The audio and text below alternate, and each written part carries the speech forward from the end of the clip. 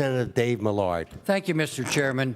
Welcome, Mr. Secretary. Good morning, Representative. I'd like to talk to you about state correctional institutions. I was surprised to see that the governor vetoed over $900 million in funding for the state correctional institutions appropriation for 2015-16. Can you tell what was the rationale behind this veto?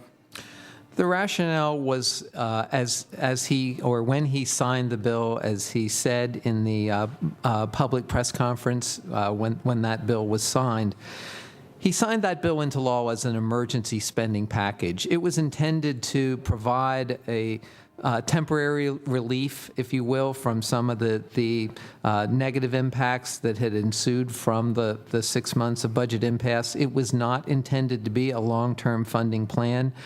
The intent was that that spending plan would be in place for a number of, or a matter of weeks, until the General Assembly could come back following the holiday recess and complete the work on the compromise budget agreement that we had hoped to enact but didn't right before the holidays. But now that there's a budget in place, but no money for state correctional institutions, can you assure us that only those payments that are truly critical and necessary for the Department of Corrections to safely operate our prisons and satisfy state and federal constitutional obligations are being paid? Yes, and we've already put systems in place, working directly with our comptroller shop, working with the department, and working with the treasurer to ensure that it is only the essential payments for the operation of our state correctional institutions that we are able to fund. Can you give us examples of expenses that are not being paid? There aren't a lot. I mean, most of those obligations are essential to the operations of our institutions. A simple example I'll use is travel to a conference that maybe correctional officers might have been a part of, is not a necessary occurrence and wouldn't be funded during the impasse. Well, Mr. Secretary, let me give you two other examples of expenses that are not being paid. Fayette Thermal LLC has been providing steam for heating, cooling, and cooking to SCI Fayette since it opened. It's the only source of steam for that facility. They can't operate the facility without this steam. On January 2016, an invoice was presented for about $195,000. It was approved, but as of this date, this minute, right now, it's not been paid. A February invoice for nearly $220,000 is stalled in what the controller labels as in process. Now, to these individuals, that means it's not even being considered accepted yet to render full payment.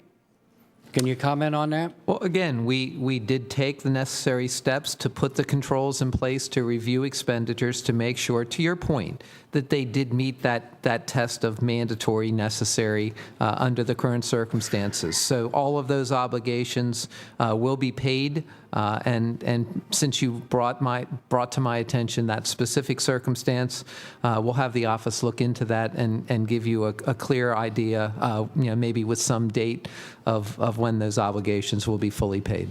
And now I want to go right back into my backyard in Columbia County. I just got off the phone with somebody this morning, and I left this hearing just a few moments ago to double check. Still have not received a confirmation back from them.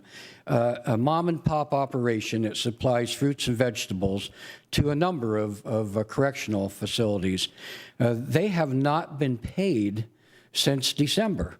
$632,000. And they're going to submit another bill today or by the end of this week that will bring this total to over $700,000. A mom and pop operation that provides jobs in my local community.